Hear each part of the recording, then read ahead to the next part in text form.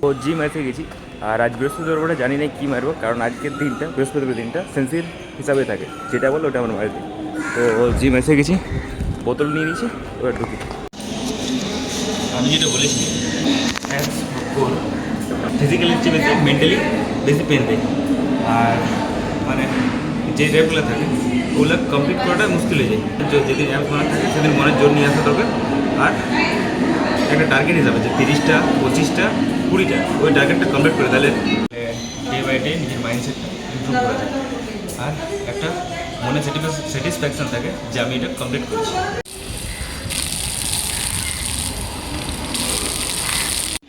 80% ছেলে যাদের মধ্যে পড়ে এরকম যে কোনো টার্গেট নাই, কোনো পার্সপেক্টিভ নাই, কোনো যে আমি এটা করবো, শুধু কোন ভরসায় চলছে যে আমি হ্যাঁ করছি মানে করছি, কোনো নাই যে আমি ভাবেছি যে আমি এটা করবো, একটা থিঙ্কিং তো রাখতে হবে যে আমি এটা করবো। তো এটাকে 80% এই জন্যই বলছি, কারণ অধিকাংশ ছেলে এখন মানে ডিস্ট্র্যাক্ট হয়ে আছে, এমনভাবে ডিস্ট্র্যাক্ট হয়ে আছে যে ওদের এমন আলাদা ওরা ভাবনা চিন্তা দুনিয়ায় আছে যে ওরা ভাবে যে কোনোদিন হঠাৎ একটা কোনো ম্যাজিক হবে আর ওদের যেগুলো ইচ্ছা আছে এগুলো সব পাই যাবে। এমনি কোনোদিন হয়নি। আর অনেক ছেলেমেয়ের এই ধারণাটা আছে যে কোনো একজন আসেনি ওর স্বপ্নটা পূরণ করবে, যেটাও কোনোদিন হয়নি। বাকি রইল যে 20%, ওই 20%-এর মধ্যে এইগুলো আছে যারা একটা পার্সপেক্টিভ আছে যে ঠিক আছে একটা গোল আছে, কিন্তু গোলটার কোনো রেজাল্ট নিয়ে ভাবে না যে হবে না, ওটা কোনো ভাবে না।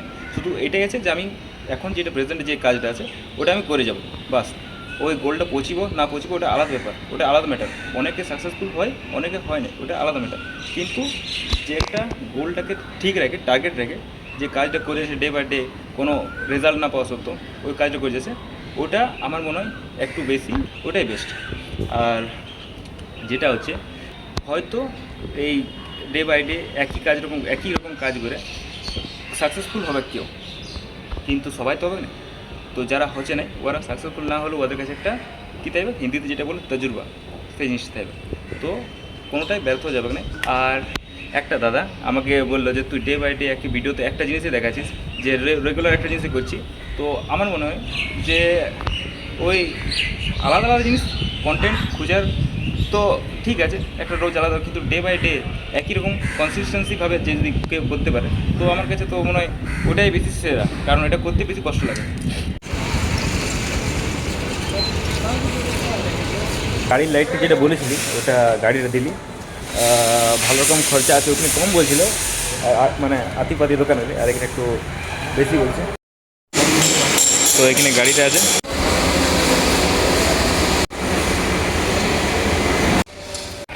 এইটুকু পার্টটা লাগলো 250 টাকা। তো আমি এসে গেছি ঘর, আর আদিকেও ছেড়ে দিয়েছি। ও তো গোসালা মোড়ের নামে, ওখানে সামনে ঘর ওখান দিয়ে। তো আমি ঘরে এসে গেছি, আর আমার একটা পার্সেল এসেছে, যেটা আমি একটু পরে দেখাচ্ছি যে ওটার মধ্যে কী আছে। আর এখন আমি খাওয়া দাওয়া করে একটু রেস্ট নেবো, তারপর পড়তে বসবো। আর জ্যোতির্ময় ওই ঘরটাই পড়ছে, সবাই আমার ঘরে ওই ঘরে আছে, আর জ্যোতির্ময় ওই ঘরটাই পড়ছে, দেখি পড়ছে না কী করছে।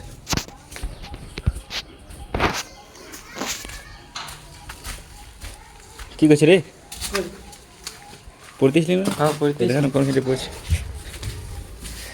তো এইখানে পড়ে, এই রুমটা ঠান্ডা থাকে ওই জন্য আমিও এই ঘরটায় মানে ওই দিকে রুমটায় পড়ি।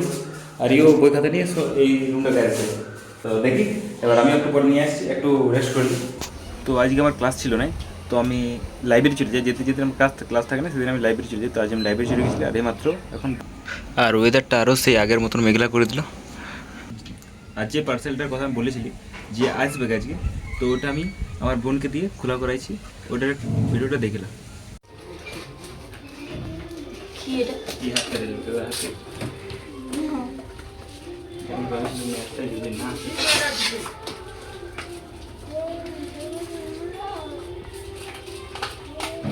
কিন্তু জানি যেমন দেখাচ্ছিল ওর সাইজে দেখাচ্ছে ভিডিও করবে কেমন আছে? যদি খারাপ হয় না তো যেন যে অজাত হলো।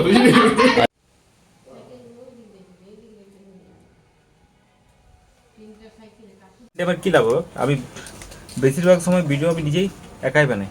তো এটা আমি স্ট্যান্ডে দিয়ে দেবো, কারণ আমার তো কার্ভ ডিসপ্লে, তো যে কোনো জায়গায় রাখতে একটু ভয় লাগে। তো ওই স্ট্যান্ডে দিয়ে আমি নিজের মতনভাবে ভিডিও করে দিতে পারবো। আর এটা আমার ফার্স্ট ইনভেস্টমেন্ট, কিন্তু এটা অনেক কম দাম। এটা ওই 80-85 টাকার মতন দাম আছে, অফারে পাইছে সবসিতে।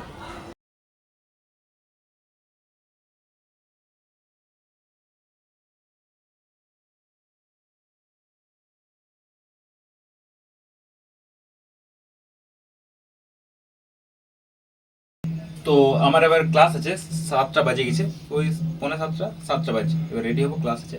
আর আরেকটা জিনিস, এই বইটা আমি আনা করাইছি এই লকডাউনের সময়, পড়তি টুকটাক পড়তি।